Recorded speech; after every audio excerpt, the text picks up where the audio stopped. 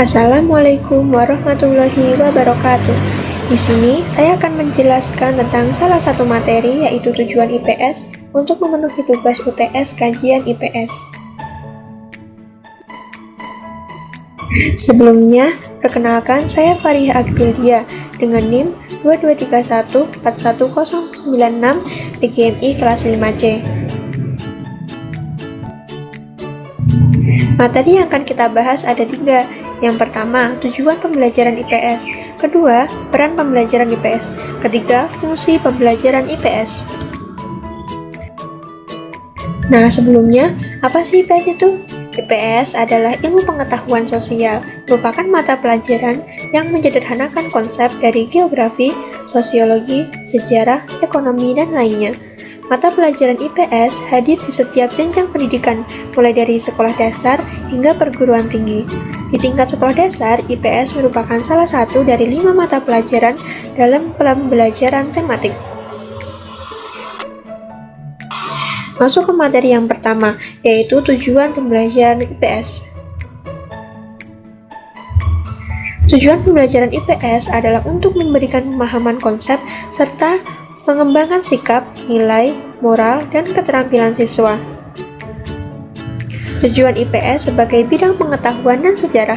Yang pertama, mempersiapkan siswa melanjutkan studi di ilmu sosial, seperti sejarah, geografi, ekonomi, dan antropologi sebagai mata pelajaran terpisah. Kedua, menghubungkan berbagai disiplin ilmu sosial disederhanakan sesuai kemampuan siswa. Yang ketiga, membahas masalah sosial publik, mencakup ekonomi, pengetahuan, politik, dan aspek sosial budaya.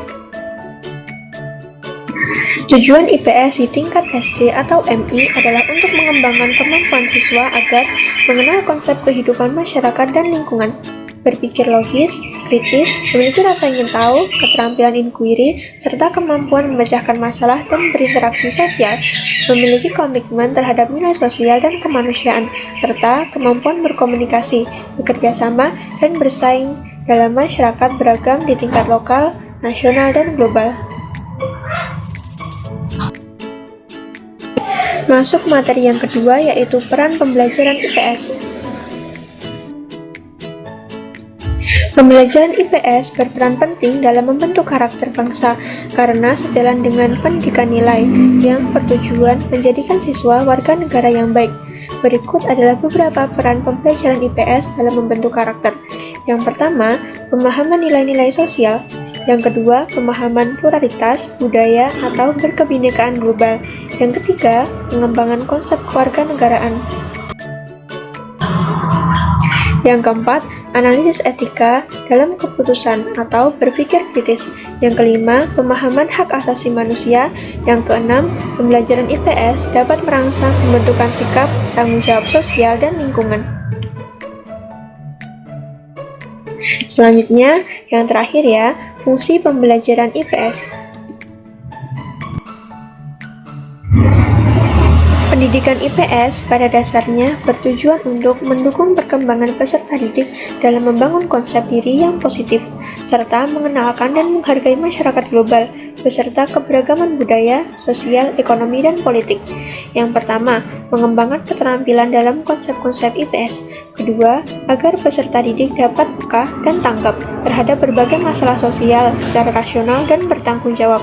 Yang ketiga, agar peserta didik dapat mempertinggi rasa toleransi dan persaudaraan di lingkungan sendiri dan antar manusia. Yang keempat, memupuk daya kreativitas dan inovatif siswa.